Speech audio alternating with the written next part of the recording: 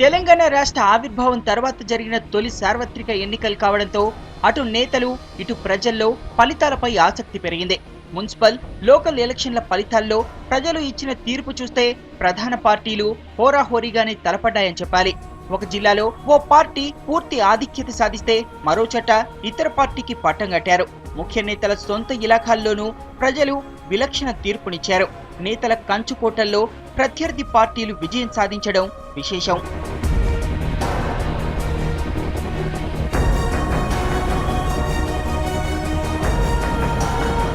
Municipals స్థానిక ఫలితాలను చూసి ఇవాల్టి రిజల్ట్స్ ను ఎవరూ అంచనా వేయలేకపోతున్నారు. 2009లో జరిగిన సాధారణ ఎన్నికల ఫలితాల్లో తెలంగాణలోని అన్ని పార్టీలు అంతో ఇంతో బలాన్ని చాటాయి. అయితే ఈ ఎన్నికలు వాటికి భిన్నమైన పరిస్థితులు జరిగాయి.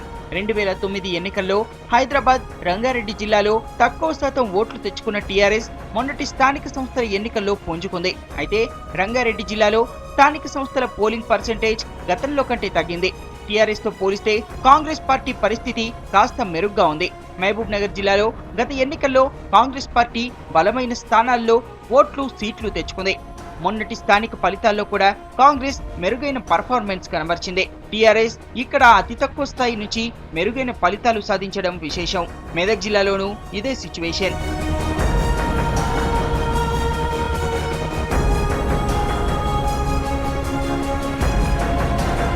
ఉత్తర తెలంగాణ విషయానికొస్తే కరీంనగర్, వరంగల్, ఆదిలాబాద్ జిల్లాలో 2009 ఎన్నికల్లో టీఆర్ఎస్ కు మెరుగైన ఓట్ల శాతం వచ్చింది.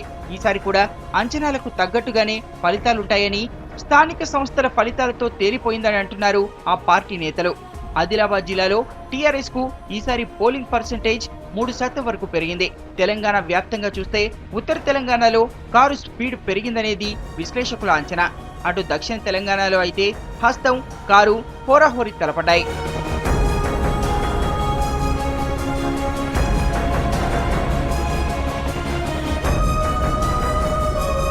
మామూలుగా అయితే అసెంబ్లీ, పార్లమెంటు ఎన్నికలు మిగతా వాటి కంటే డిఫరెంట్.